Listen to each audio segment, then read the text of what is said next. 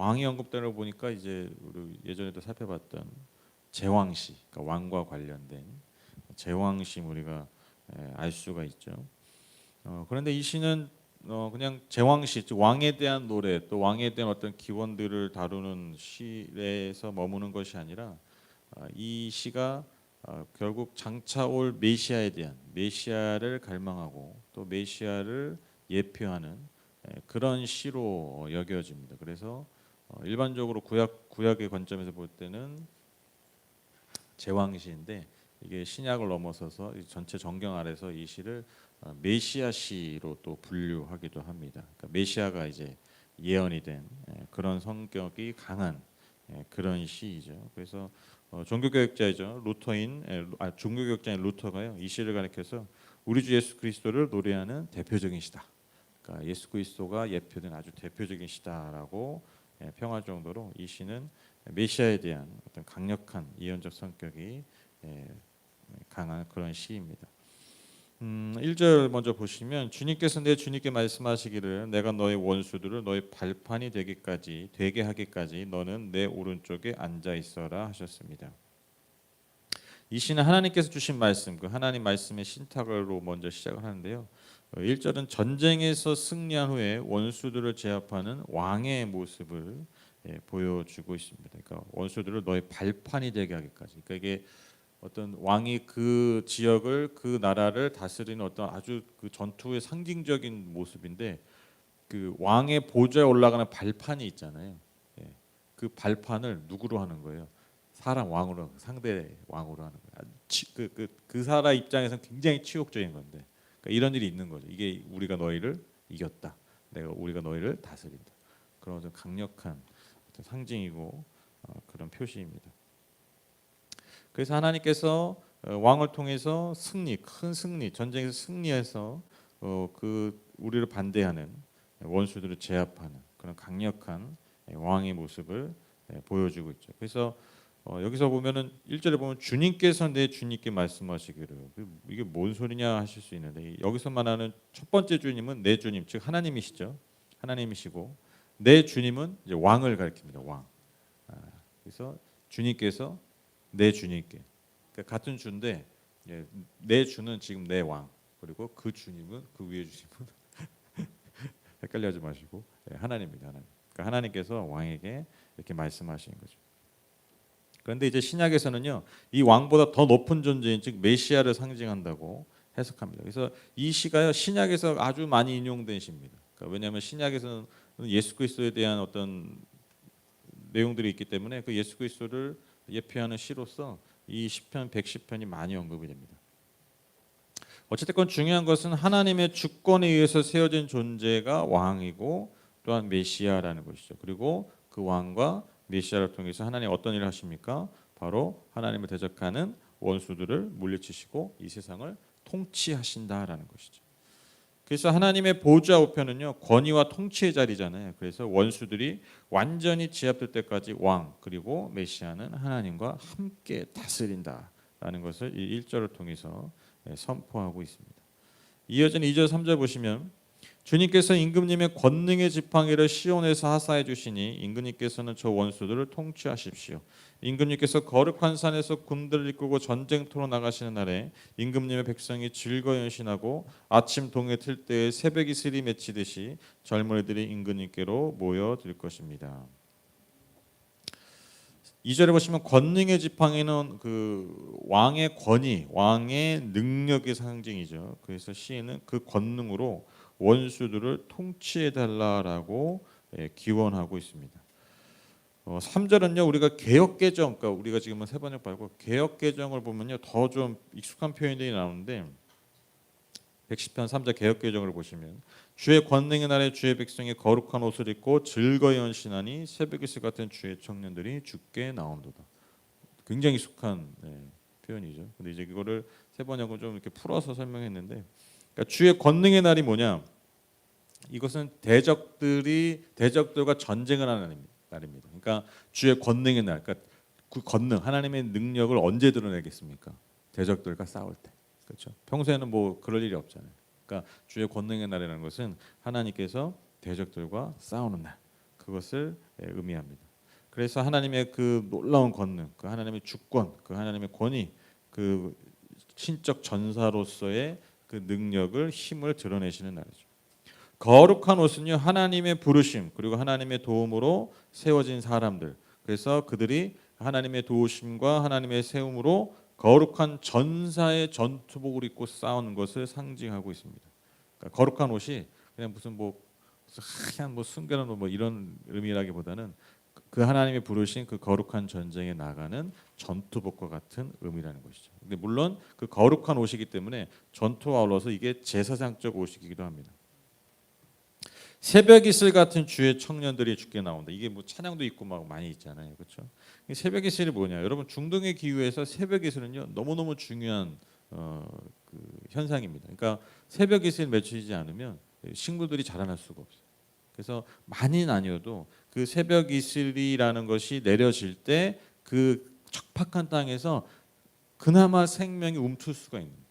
그러니까 이 새벽 이슬이라는 것은 그 중동의 기후에서 그 고대 군동의 사람들에게서 어떤 의미겠습니까? 생명을 움트게 하는 그 생명력, 매일 필요로 하는 그 필수적인 요소, 그것을 의미하는 것이죠. 그래서 새벽은 여러분 새벽은 물론 이제 우리는 새벽하면 피곤하고 뭐 이럴 수 있겠지만 여러분 새벽은요 뭔가 새로움, 신선함 그리고 새로운 날 그것을 의미하고 이슬은 말씀드린 것처럼 생명력. 그래서 하나님이 주시는 어떤 새로운 생명력, 그런 생명력을 가진 존재들이 일어난다. 그래서 여기서 또 청년은요 단지 나이로서의 청년만을 의미하는 것이 아니라 그런 어떤 왕성한 활동력을 의미합니다.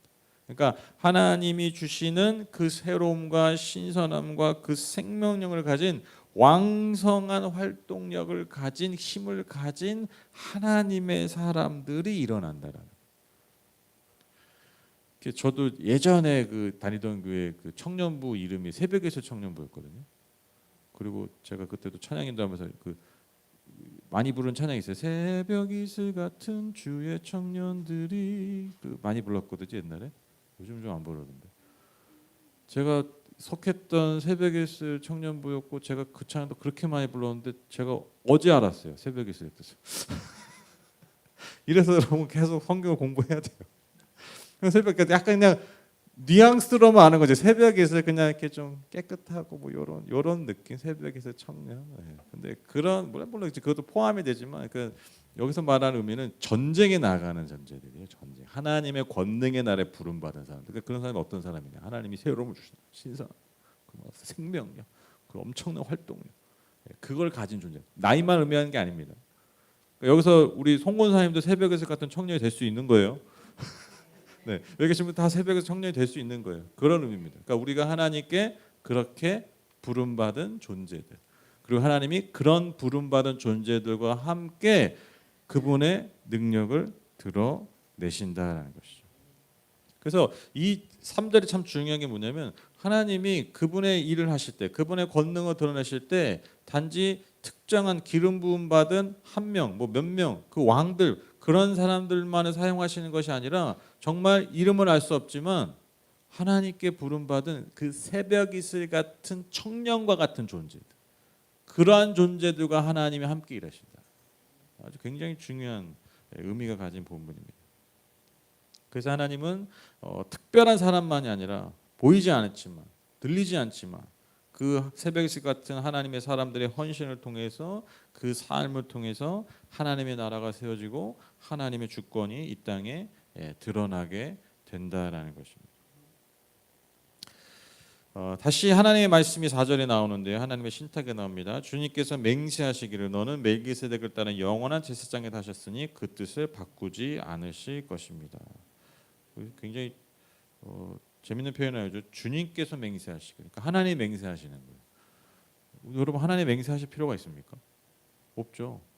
아니 예를 들면 이재용 회장이야. 이재용 회장이 무슨 편의점에 오신 거예요 갑자기. 이재용 회장 와서 이재용이라고 막 물건을 막 샀어. 근데 딱 계산하는데 카드가 없대라는 거예요. 그래서 제가 나중에 저희 비서 통해서 돈 보내드릴게요. 그러면 그거 못 써요 말아요. 할 필요가 없잖아요. 이재용인데 물론 좀 의심 갖기도 하지만 좀 비슷한 닮은 사람인가 물론 그럴 수도 있겠죠. 근데 그거 확실하다고 생각하고 하면 아니 근데 그 사람한테 그 돈 몇 푼 받을까 그 뭐하러 저기 하냐고요, 그렇죠? 오히려 뭐 더 넣어주면 안 넣어 더 넣어주지, 그렇잖아요. 맹세할 필요가 없어요. 뭐 할 필요가 없어요. 근데 지금 뭐라고 얘기합니까? 하나님이 맹세하신다는 거예요. 그러니까 이런 의미가 뭘까요? 그만큼 확실하다는 거예요. 아주 강조하는 거죠. 야, 주님이 맹세하실 정도야. 그러니까 하나님 반드시 지키실 거야. 그게 뭐라고요? 너는 멜기세덱에 따른 영원한 제사장이다 하셨으니 그 뜻을 바꾸지 않으셨다. 여러분 사무엘하 7장 13절 16절에 보면요 다윗 언약이 나오는데 이게 굉장히 구약에서 굉장히 중요한 구절이에요. 왜냐하면 그 구약의 내용이 이제 그 이스라엘 역사잖아요. 특히 다윗 왕조의 역사를 중심으로 가는데 그 다윗 왕조 역사의 가장 핵심적인 사상이 뭐냐면 이게 다윗 언약이에요. 그게 뭐냐면 하나님이 세우신 이 다윗 왕조가 결코 멸망하지 않는다. 망하지 않는다. 하나님 약속하신 거예요. 그걸 붙들고 싸우는 거예요. 또 그것 때문에 또 막 쓰러지기도 하고 막 그런 어떤 핵심이 뭐냐면 그게 다윗 왕조에 대한 하나님의 언약, 다윗 언약이. 그런데 이 다윗 언약, 즉 다윗 왕조를 영원히 세우시고 지키시겠다는 약속뿐만 아니라 오늘 4절의 말씀은 무엇을 또한 약속하시냐면 다윗 언약과 마찬가지로 다윗 왕조를 하나님의 제사장으로 세우셨다라는 거예요. 제사장으로 세우셨다. 여러분 멜기세덱 많이 들어보셨죠? 많이는 익숙한 표현인데 사실 성경에서 가장 신비로운 인물 중에 한 명입니다. 그러니까 뭐 설명이 없고요. 그러니까 뭐 이 사람의 뭐 이력을 우리가 알 수가 없어요. 그냥 창세기 14장에 보면 살렘의 왕이다. 그러니까 오늘날로 치면 예루살렘이에요. 예루살렘. 살렘의 왕이었는데 왕이자 제사장이었어요. 그래서 아브라함이 전쟁에 승리하고 나서 이 살렘 왕에게 축복을 받고 그에게 11조를 합니다. 그런 짧은 이야기가 있어요. 근데 이 이 아브라함 이야기에 나오는 이 짧은 이야기를 통해 드러난 이 멜기세덱을 통해서 장차올 메시아가 예표가 돼요. 신약에서 이 멜기세덱을 장차올 메시아에 대한 예표, 즉 그리스도에 대한 예표로 이 멜기세덱 인물을 사용하게 됩니다. 왜 그러냐? 여러분 제사장은요 아시다시피 레위 지파, 특히 아론의 자손을 통해서 제사장이 세워지는데 이 멜기세덱은요 하나님의 제사장인데 지파와는 상관이 없어요. 그러니까 가문과 상관이 없어요. 그러니까 하나님이 어떤 주권적으로 세우신 제사장이고 왕이었다라는 거예요. 그러니까 초월적인 제사장직이 여러분 이 멜기세덱에 있었고 그 멜기세덱의 뭐 반차를 따랐다 그러잖아요. 반차. 그러니까 그 순서를 따라서 다 예수 그리스도께서 영원한 제사장이 되셨다라는 거예요. 쉽지 않죠. 그게 어떤 신학적 흐름이에요. 네, 그냥 그런가 보다 하세요. 뭐 멜기세덱이 아니어도 뭐 예수는 예수님인데, 그러니까 유대인들의 입장에서 이게 굉장히 중요한 신약 어떤 그러니까 좀 이런 표현 어쩔 줄 모르는데 꽂힌 거예요, 꽂힌 거. 신약에 와서 교회들이 성경을 볼 때 멜기세덱 이게 꽂힌 거예요. 그냥 지나가는 얘기가 아니라 이런 곳곳에 예수 그리스도에 대한 어떤 예언들이 예표들이 숨겨져 있었구나. 그렇게 깨달은 거예요. 그래서 그것이 이제 신약에 와서 그렇게 이 예수님께 적용이 됐는데 이미 이전에 이 시편 110편에 그 멜기세덱의 그 반차를 따른 그 영원한 제사장직이 지금 누구에게 부여된 거예요? 다윗 왕조에 부여된 거예요. 이해되시죠? 그것을 지금 얘기하고 있습니다. 그래서 여러분 다윗 왕조는요 단지 정치 공동체 그런 나라 공동체만이 아니라 신앙 공동체라는 거예요. 그리고 하나님께서 세우신 다윗 왕은 그리고 그 후에 계속해서 세워질 다윗 왕조는 단지 나라를 국민을 다스리는 정치 공동체로서의 왕만이 아니라 수장이 아니라 신앙 공동체의 수장이라는 거예요. 이게 중요한 메시지입니다. 그러니까 하나님이 이 왕조를 이 다윗의 왕조를 영원히 지키시고 세우실 수밖에 없다라는 것이 하나님 그것을 약속하셨다. 그래서 그 약속이 언제 성취되겠습니까? 무너지지 않는 다윗 왕조, 영원한 제사장직. 그게 누구에게 완전히 성취돼요? 그게 예수 그리스도께 성취가 되고 그래서 이게 메시아신. 다윗 왕조가 보면요 이거는 해석이 안 돼요. 그렇죠? 이것이 결국 장차 예수 그리스도께 성취가 됐음을 우리가 알 수 있습니다. 마지막 5절 7절은요 하나님께서 이제는 무엇으로 등장하시냐면 그러니까 앞에서는 왕으로 등장하시고 그리고 좀 전에 4절에서는 제사장 그리고 마지막은 심판자로 드러나십니다. 심판자. 5절 7절 보시면 주님께서 임금님이 오른쪽에 계시니 그분께서 노하시는 심판의 날에 그분께서 왕들을 다 쳐서 흩으실 것입니다. 그분께서 문나라를 심판하실 때 그 통치자를 치셔서 그 죽음을 이 땅 이곳저곳에 가득하게 하실 것입니다. 임금님께서는 길가에 있는 시냇물을 마시고 머리를 높이 드실 것입니다. 그러니까 하나님이 그가 세우신 왕을 통해서 하나님께서 열방의 왕들을 심판하실 것이다라고 선포하고 있어요. 특별히 통치자들의 잘못을 엄히 심판하실 것임을 드러내십니다. 저는 그 성경을 특히 보다 보면 힘을 가진다는 것이 상당히 무서운 거예요. 왜냐하면 이 성경에 보면요, 일관되게 하는 얘기가 뭐냐면 힘을 하나님이 주시는데 그 가진 힘을 잘못 쓰면요, 하나님이 특히 엄히 벌하신다는 말씀들이 굉장히 많아요. 그러니까 가진 힘과 능력에 따라서 하나님 심판하신다는 내용이 많아요. 지금 이것도 결국 그 심판의 대상이 누구냐면 왕들이에요. 왕들. 근데 왕들이 왜 심판받냐면 그러니까 옛날 왕들이 더 그랬겠죠. 그러니까 그 권력을 가지면요, 그냥 안하면 의인으로 막 권력을 사용하는 거예요. 뭐 요즘이야 예를 들면 뭐 우리가 어떤 직급을 올라가고 어떤 위치에 서려면 능력이 되는 애도 있잖아요. 근데 옛날에는 뭐예요? 거의 그냥 아빠가 왕이면 나도 왕이야. 난 개차반인데 나는 뭐 능력도 없는데 그냥 아빠가 왕이어가지고 또 하필 또 먼저 태어났어. 그러면 내가 왕이 되는 거예요. 능력이 없는데. 지금이야 뭐 검증이 하고 해서 뭐 예를 들면 뭐 CEO가 되고 해도 뭐 능력이 회사에 뭐 영향이 안 주면 뭐 이사회에서 자르고 막 이렇게 할 수도 있잖아요. 옛날에 어떻게 그렇게 해요? 물론 이제 쿠데타라는 게 있지만. 그러니까 특별히 그 능력이 안 되는 것 중에 그 가장 치명적인 저는 그 능력이 뭐냐면 저는 그 권력자들이 정말 중요한 능력이 뭐냐면 자신의 권력을 잘 사용하는 거거든요. 그러니까 권력을 통해서 사람들의 마음을 사고 사람들의 마음을 사고 또 사람들의 어려움들을 잘 긁어주고 그게 사실 권력의 어떤 묘미거든요. 권력 사용이. 근데 이제 자기의 욕심과 욕망 그리고 자기 수하에 있는 부하들, 그러니까 내 측근들, 그 사람들 이제 배불리려고 대부분의 그 권력자들 그렇게 사용하죠. 지금도 사실 그런 일이 계속 벌어지는 거죠. 그리고 지금도 그렇기 때문에 어제는 하늘에 나는 새도 떨어뜨리는 권력자가 하루아침에 깜빵에 가고 이런 일들이 벌어지잖아요. 지금도 벌어지잖아요.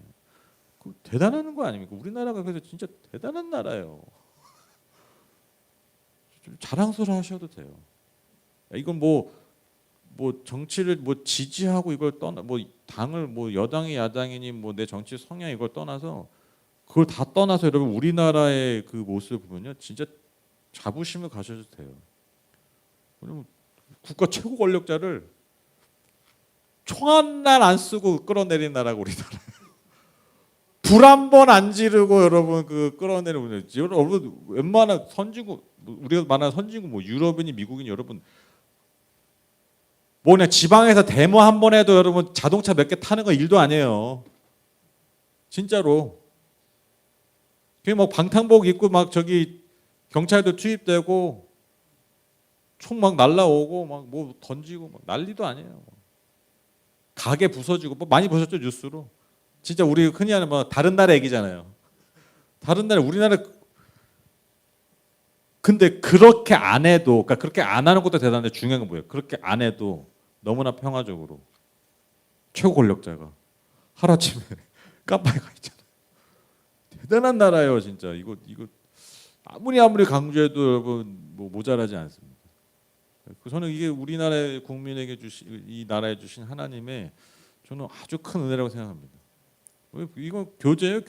교과서예요. 교과서. 물론 이제 그런 지도자가 안 생기는 게 가장 좋죠. 근데 보세요. 우리가 지금까지 그렇게 끌어내렸던 지도자들 다 보십시오. 옛날에 여러분 저는 그 시절 살지 않았지만 전두환 그 얼마나 대단한 군이 배경이잖아요. 군이 엄청난 힘이 있었잖아요. 근데 그 사람도 근데 중요한 건 여러분 그런 사람들이 이 땅에서도 어느 정도 심판을 받지만 전 진짜 확신하는 게 있어요. 반드시 하나님 심판하십니다.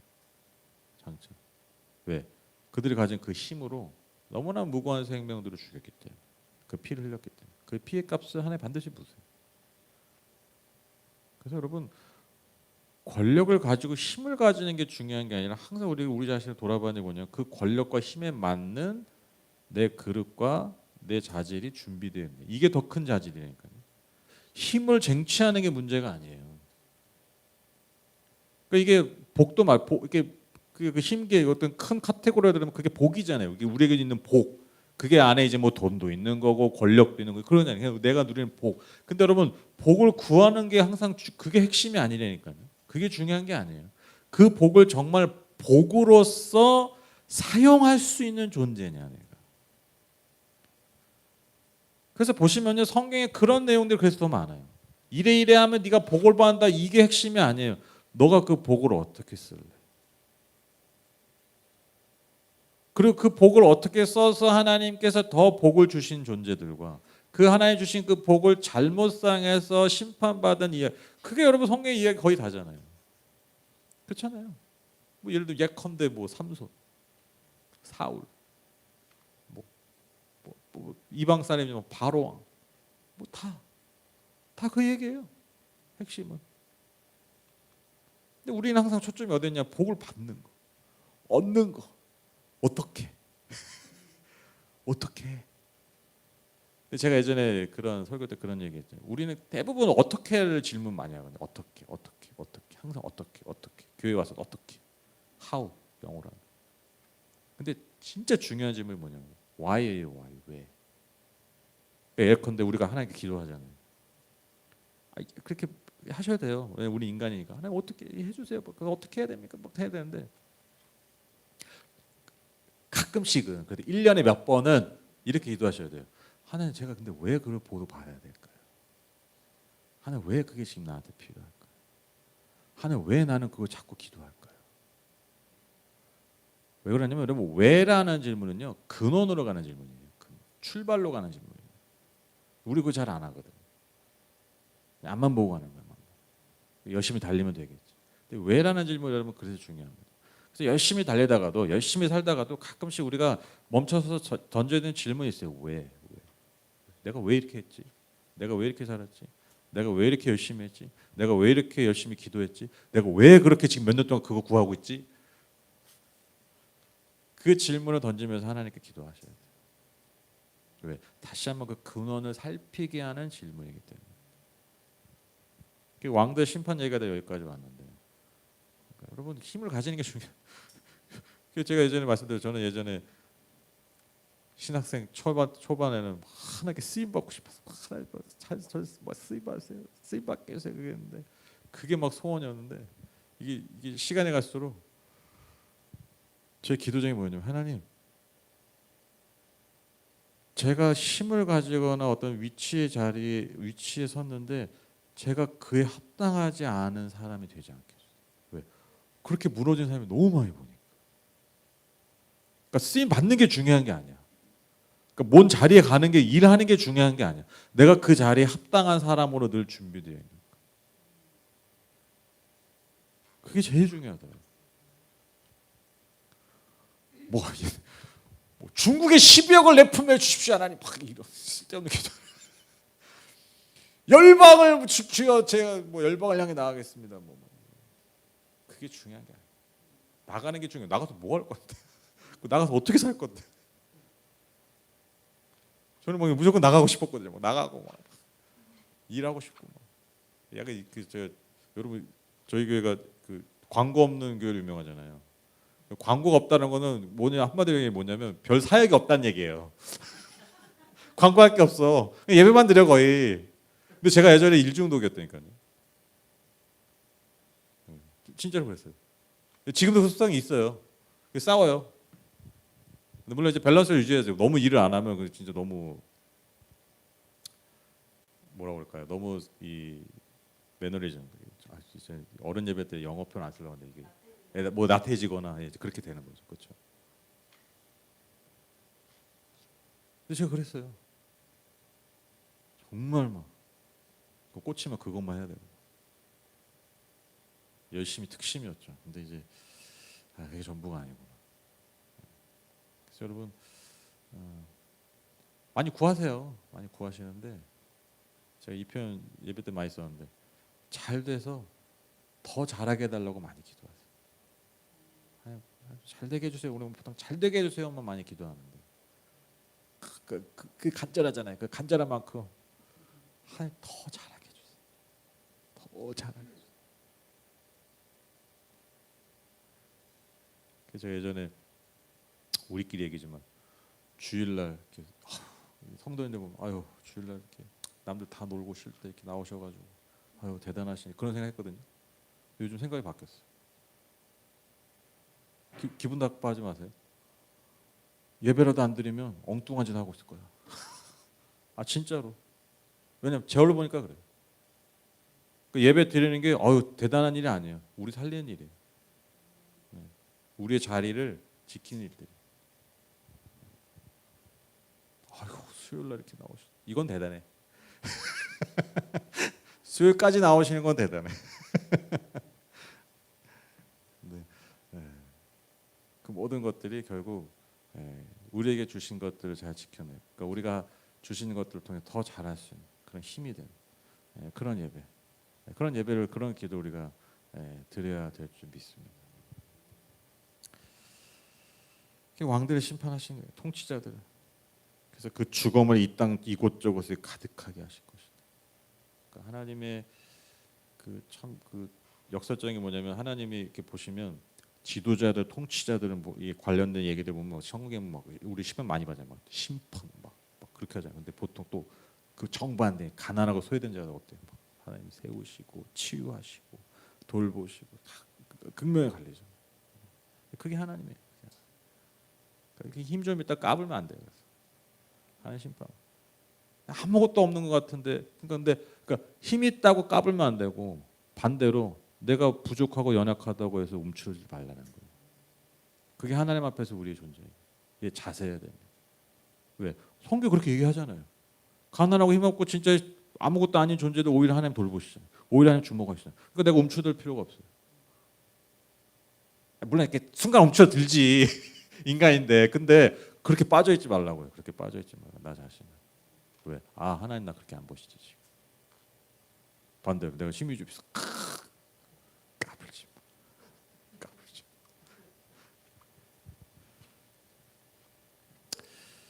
마. 마지막 7절 참 멋있는 표현인데 임금님께서는 길가에 있는 시냇물을 마시고 머리를 높이 드실 것입니다. 시냇물을 마신다는 게 뭐냐면 전쟁 후에 막 갈증이 나고 막 뭘 제대로 먹겠어요. 이 전쟁 후에 길가에 있는, 그러니까 길가에 있는 물을 마실 정도 이제 여유가 생긴 거죠. 왜? 승리했기 때문에. 그래서 그 시원한 시냇물을 마실 때 어떤 느낌이 되겠어요? 당연히 그 피로들이 풀리고 뭔가 신선함이 오르고, 그러니까 전쟁 후 회복, 그리고 승리 후에 어떤 평안함, 그것을 의미합니다. 그렇죠? 그리고 머리를 높이 든다. 이것은 승전한 왕의 모습을 보여줘. 이 반대가 아까 뭐였어요?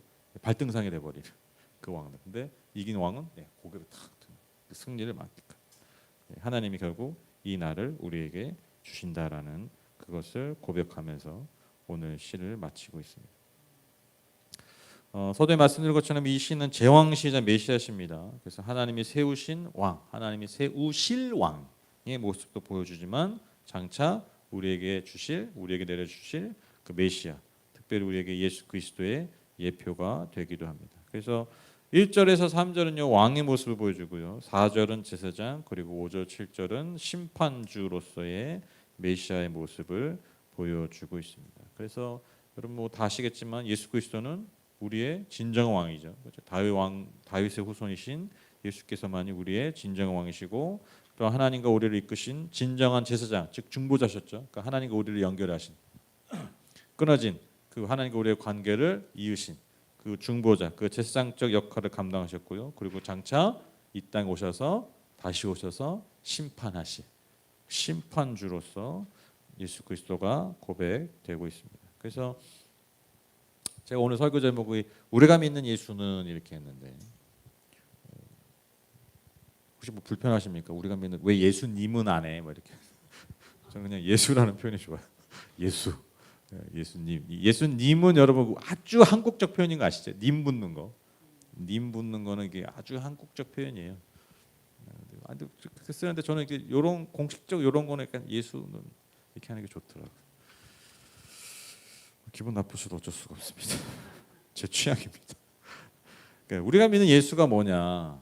우리가 뭐 예수님에 대해서 여러 가지 얘기를 할 수 있지만 오늘 이 이야기를 통해서 우리가 세 가지를 알 수 있다는 거죠. 첫 번째, 예수님 어떤 분이라고요? 왕이시라는 왕. 근데 우리가 하나님 예수님 우리 왕이시다 그러면 어떤 보통 딱 첫 이미지가 뭡니까? 왕. 왕하면 딱 어떤 이미지가 있습니까? 통치하고 다스리고 높은 분이고 감히 용안을 볼 수도 없는 옛날 우리 뭐 그 조선왕조실록 뭐 그런 드라마처럼 용안이라고 하잖아요. 왕의 얼굴을 감히 쳐다도 못 보는 약간 그런 이미지잖아요. 권위적인. 근데 여러분 성경에서 말하는 진정한 왕은 어떤 존재입니까? 하나님 왜 왕을 세우셨다고요? 하나님의 공의와 정의를 세우시기 위해서. 또 지금 또 반복할 것 같은데 어쩔 수 없어요. 네, 하나님 왜 왕을 세우셨다고요? 이 땅에 공의와 정의를 세우기 위해서 왕을 세우셨어요. 다른 게 아니에요. 그러니까 통치하시기 위해 세웠는데 그 통치가 뭐냐는 거예요. 정의와 공의예요. 그럼 정의와 공의가 뭐냐? 자, 아시죠? 외쳐보세요. 네, 바로 가난한 자와 소외된 자들, 이 땅에 힘없는 자들을 돌보는 거예요. 왜? 그들이 왜 생겨요? 가난하고 힘없는 자들이 왜 생겨요? 왜 연약한 자들이 왜 생겨요? 억울한 자들이 왜 생겨요? 공의와 정의가 무너졌기 때문이에요. 힘 있고 가진 자들이 힘없는 자들을 계속해서 겁박하고 그 힘을 뺏고 착취하고 괴롭혀서 그런 일들이 계속 벌어지죠. 그 세상 곳곳에 있는 그런 일들을 정의와 공의로 다시 다스리라고 세우신 최고 권력자가 왕이에요. 성경이 말하는 왕은 이겁니다. 성경이 하나의 왕을 세우신 이유가 이거예요. 다른 이유가 없습니다. 이게 가장 핵심적인 목표예요. 이것을 이루기 위해서 예를 들면 전쟁도 하고 뭐 복지도 하고 때로는 뭐 외교도 하고 하는 거예요. 왜? 다 거기 무엇을 위해서? 이 땅에 있는 백성의 공의와 정의를 위해서. 이게 왕의 역할이에요. 이거 이외에 없습니다, 여러분. 그러니까 예수님이 왕이시다는 게 무슨 의미겠어요? 쳐다도 못 보고 아주 힘을 가지면 이게 아니라 우리와 같은 연약한 이들을 돌보시는 분이에요. 그런 의미예요. 내가 연약할 때 내 힘이 되시고 내가 억울할 때 내 억울함을 풀어주시고 내가 약할 때 내 힘이 되시고 내가 고통당할 때 내 위로자가 되시고 내 억울함을 풀어주시는 분. 그게 예수님 우리의 왕이시다라는 의미예요. 그래서 뭐 그런 찬양 있잖아요. 뭐 예수 나의 왕, 아멘. 뭐 예수 나의 왕, 그리고 예수 우리 왕이요 이곳에 오셔서 보좌로 주여 임하사 찬양을 받았어요. 예수님 오셨는데 아이고 왕처럼 막 예수님 이렇게 오신다는 게 아니라니까요. 야 발등상 만들어라 발등상 빨리. 꿇어 누가 오늘은 누가 꿇을 뭐 이런 거 아니에요. 오히려 더 낮은 자의 모습 오시는 분이 예수 그리스도. 내가 가난하고 힘들 때 나에게 힘을 주시고 나에게 소망을 주시는 분이 그게 우리가 믿는 왕 대신 예수님. 두 번째로 여러분 예수님은 어떤 분입니까? 나의 삶은 내 영혼을 창조주 하나님과 이어주시는 분입니다. 그분의 십자가로 그분의 보혈로 그리고 그분의 중보로 그리고 우리가 언제나 하나님의 은혜의 보좌 앞으로 나아갈 수 있습니다. 이게 굉장히 중요합니다. 이게 왜 중요한 줄 아세요? 세상 모든 종교는요. 그 신 앞에 나아가는 사람들이 준비되어 지나가요. 될 수 있어요. 그렇죠? 그렇죠. 내가 준비가 돼야 돼. 그래서 여러분 뭐 예를 들면 대표적인 예로 무슨 구술할 때 뭐 굿하기 전에 뭐 하면 안 되고 뭐 먹으면 안 되고 막 해야 되잖아요. 왜? 부정타니까. 신을 만나야 되는데 신을 불러야 되는데 그 부른다고 한 놈이 그렇게 하면 돼 안 돼? 안 돼요. 그러니까 조건이 다 어디에 있어요? 그 신을 만나려고 하는 나한테 있어요. 내가 조건에 부합해야 돼요. 그래야 신을 만날 수 있어요. 근데 이게 모든 종교가 마찬가지예요. 다 그래요. 근데 성경은 뭐라고 얘기합니까? 그 준비를 누가 하셨어요? 그러니까 전제가 뭐냐면 어떤 인간도 준비됐다 해도 뭐 아무리 맨날 목욕제기 하고 뭐 해도 여러분 우리가 그거 했다고 해서 하나님께 나아갈 수 있어 없어요? 없어요. 성경은 그렇게 얘기합니다. 그래봤자 죄인이야. 그래봤자 우주의 먼지야.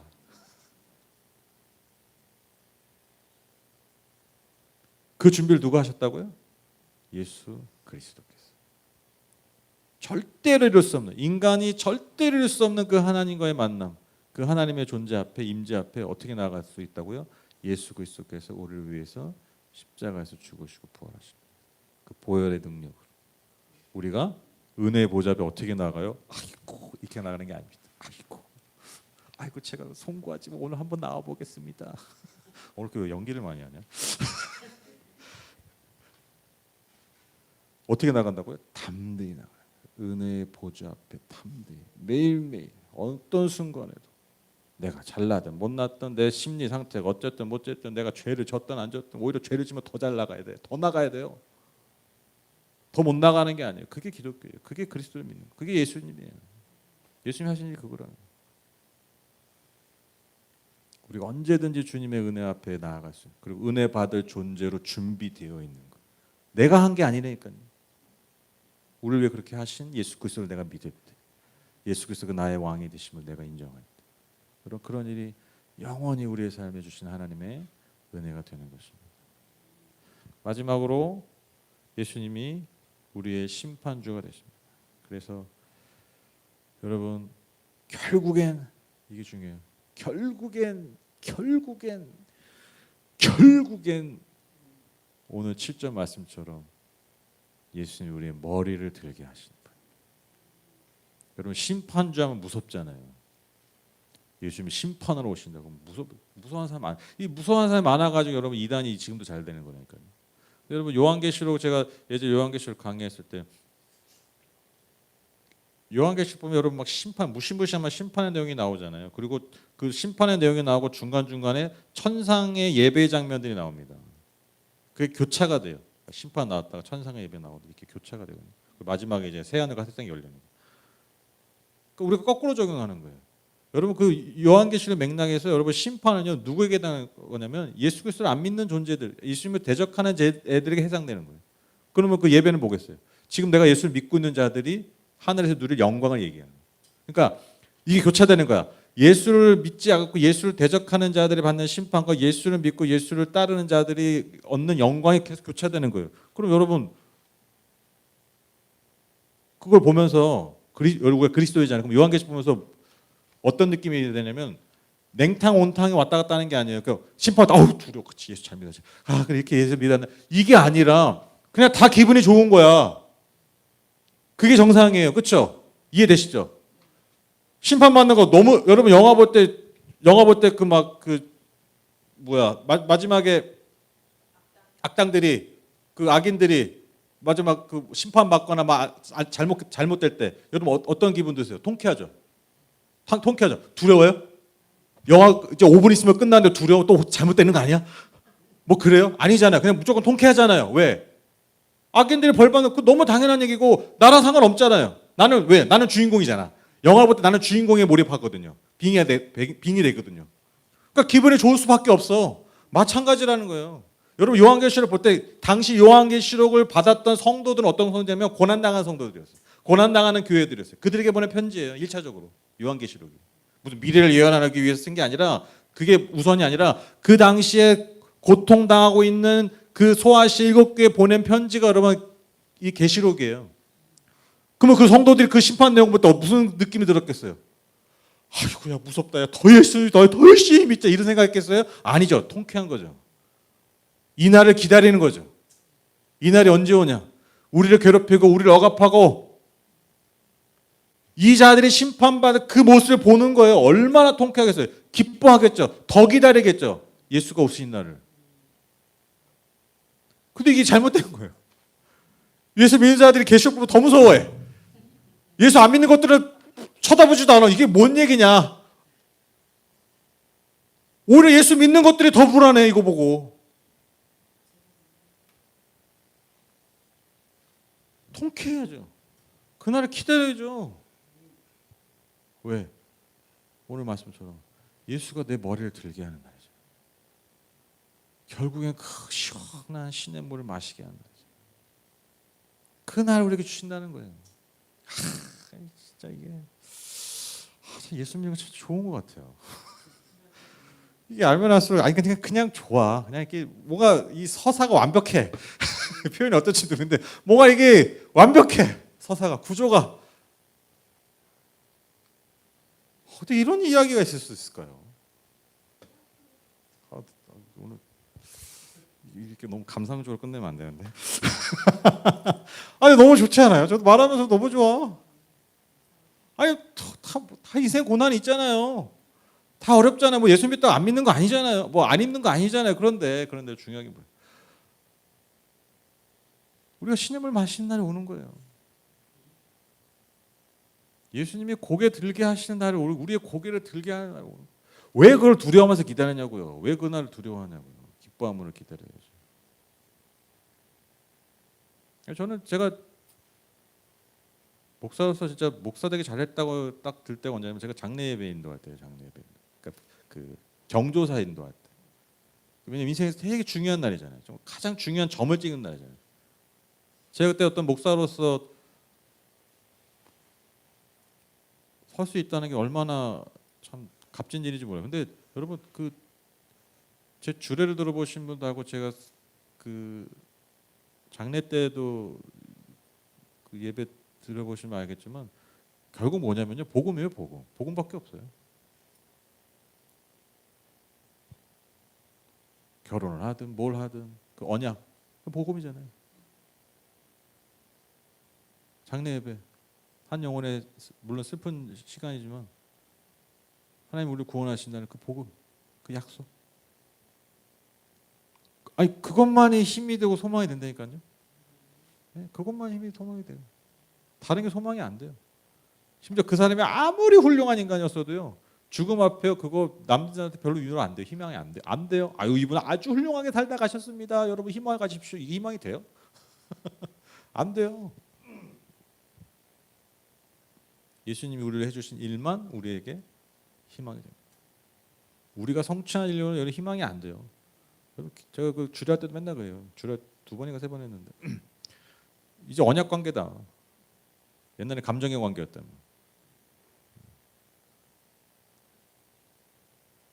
근데 그 사랑 언제 배워요? 우리가 그 사랑 어떻게 하냐고. 예수 그리스도 그냥 언약 사랑. 우리가 못나고 힘들고 뭐 아무 잘못해도 우리를 사랑하시는 그 언약적 사랑이잖아요. 그게 우리에게 복음 아닙니까? 복음. 내가 이 모양 이 꼴로도 날 사랑하신다는 그 약속. 거기서 모든 게 출발하는 겁니다. 그것이 우리를 지키고요.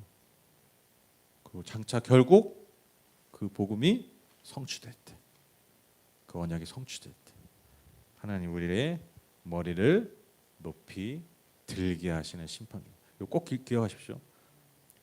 예수님은 심판주입니다. 여러분 예수 똑바로 믿으세요. 이런 의미가 아니라 예수가 나의 심판주라는 것은 예수님이 장차 내 머리를 높이 들게 하시는 분. 우리가 믿는 예수. 너무 좋죠?